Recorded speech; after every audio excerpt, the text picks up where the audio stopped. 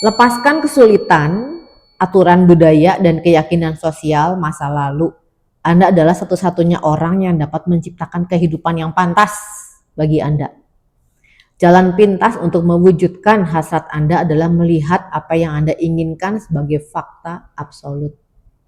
Daya Anda ada dalam pikiran Anda, jadi tetaplah sadar. Dengan kata lain, ingatlah untuk mengingat. Latih terus kesadaran kita, melatih menyadari apa aja pikiran-pikiran saya dalam keseharian, apa aja perasaan saya, apakah lagi feel good atau kita lagi feel bad. Nah, kesadaran itu adalah kunci untuk menciptakan apapun.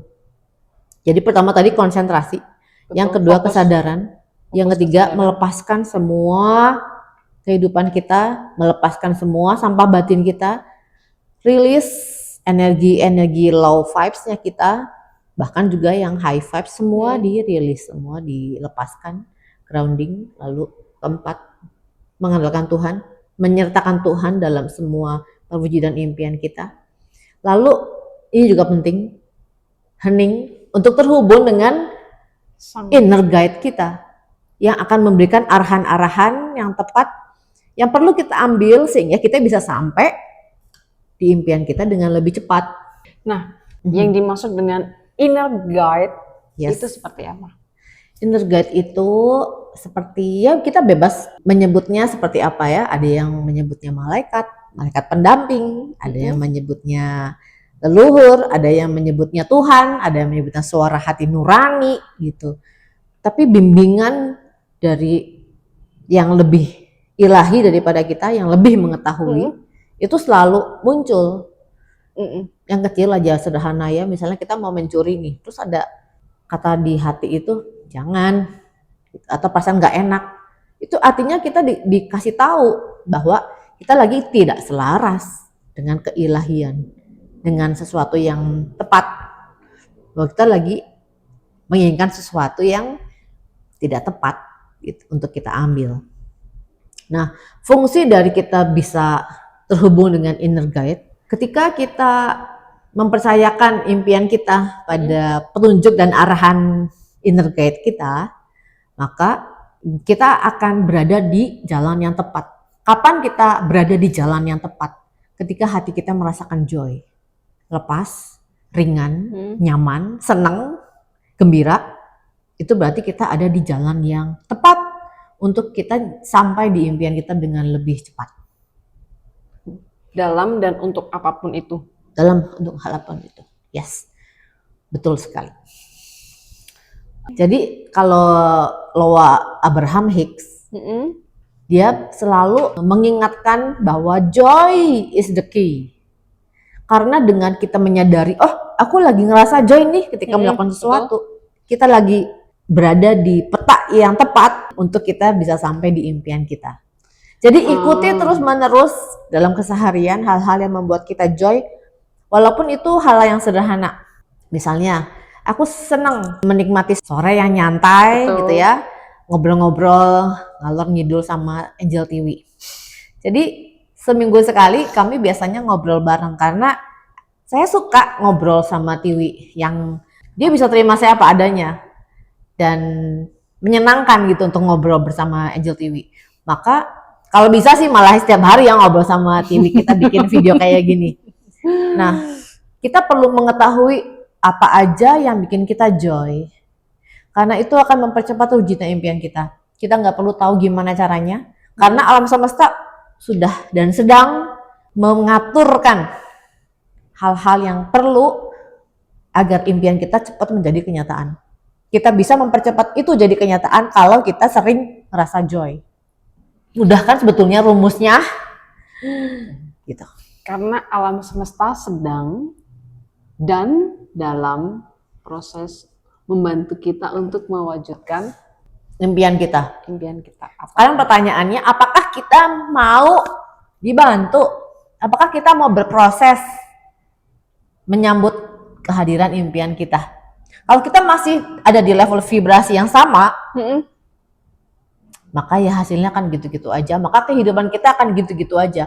Walaupun kita tahu apa yang ada di buku The Secret ini, apa yang kami jelaskan mengenai Abraham Hicks.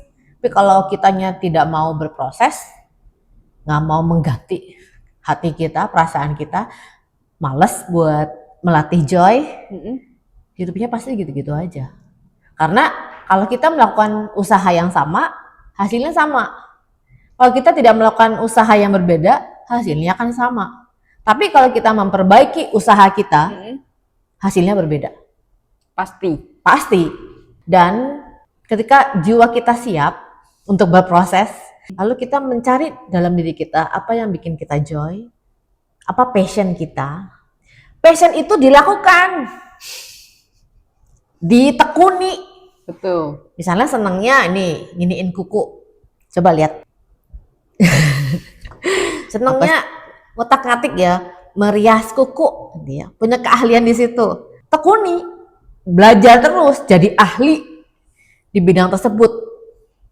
Maka uang atau rezeki akan mulai mengaliri, mulai mengejar. Karena kita menghidupkan passionnya kita. Passion itu memang hanya untuk kita jalani, panggilan jiwa, apa yang benar-benar kita sukai. Nah itu kalau kita melakukannya pasti kita joy, karena emang aku suka melakukannya, ya kan? Karena itu emang passion tuh. Iya. Tapi mungkin nggak sih Angelvita? Mungkin. Segala sesuatu itu mungkin. Gimana? Ada orang yang dia bilang misalnya passionnya nyanyi, tapi dia bilang saya tuh nggak joy melakukannya. Berarti itu dia salah menilai bahwa itu yang sebenarnya bukan passion atau bagaimana? Oh nggak apa-apa. Passion tuh bisa macam-macam. Dulu passion saya juga menyanyi. Saya 15 tahun saya nyanyi di hotel-hotel bintang 5 di luar Bandung, ya, di kontrak gitu. Tapi di satu titik saya ingin sesuatu yang lain. Saya sudah tidak ingin bernyanyi lagi di depan tamu-tamu saya. Saya hanya ingin sharing sama teman-teman saya, sama klien-klien saya tentang kita memiliki kemampuan untuk menciptakan apapun. Saat itu, 12 tahun yang lalu, hal tersebut sangat menggembirakan, sangat membuat saya excited untuk menekuninya. Jadi saya ikuti. Nyanyinya udah jarang, tapi kalau saya berbagi dengan orang-orang di grup WhatsApp itu menyenangkan. Tapi bulan-bulan kemarin disuruh berhenti, ada pesan ilahi menyuruh saya untuk berhenti. Oh, maksudnya apa gitu kan? Ternyata maksudnya itu saya diminta untuk kayak 12 tahun kamu udah berbagi kehidupanmu, berbagi waktumu dengan klien-klien. Saatnya untuk step selanjutnya. Gitu. Saat ini saya lagi senang untuk menekuni dunia past life, mengetahui hal baru ya. Kemarin saya bikin video sama Mita, tetangga saya itu. Terus saya lagi pengen bikin robot trading, konsep marketing tentang robot trading untuk membentuk tim marketing. Itu juga seru kan, juga dulu saya kuliahnya di administrasi niaga di Unpar gitu ya. Jadi kayaknya itu excited ya buat saya saat ini gitu. Terus saya lagi senang baca buku, balik lagi ke hobi-hobi saya yang sederhana.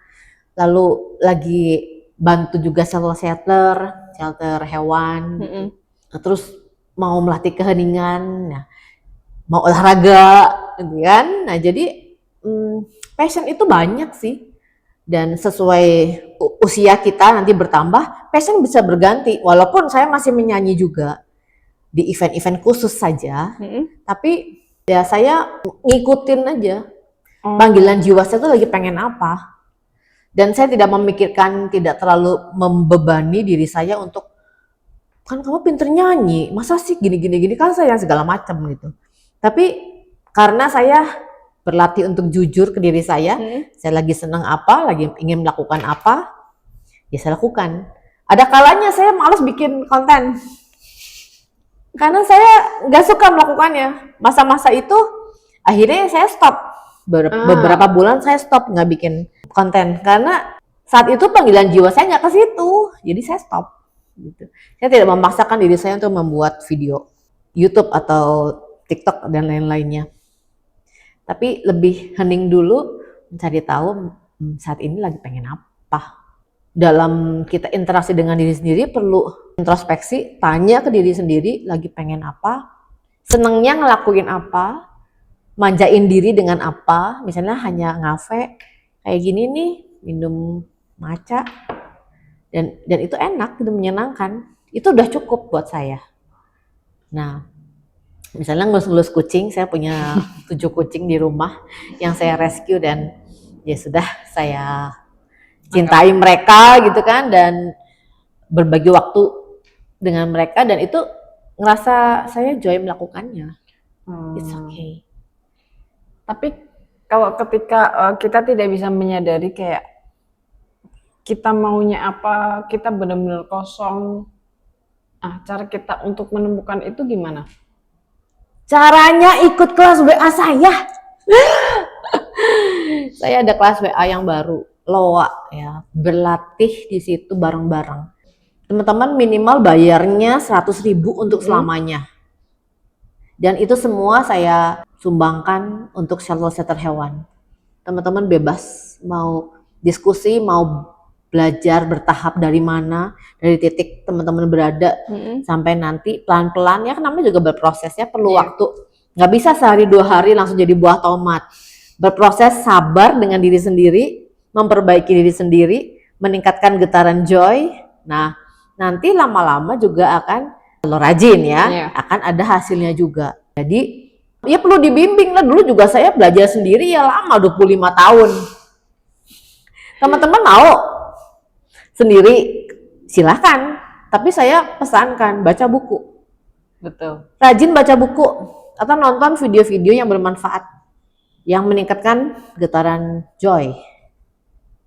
Ya kalau mau sendiri dilakukan silahkan. Kalau mau dibantu saya dan teman-teman silahkan ikut kelas WA. Itu udah cara paling cepat. Karena saya sudah melaluinya, sudah membantu sekian banyak klien dan sudah ada ribuan testimoni juga di Instagram saya, bisa dicek sendiri.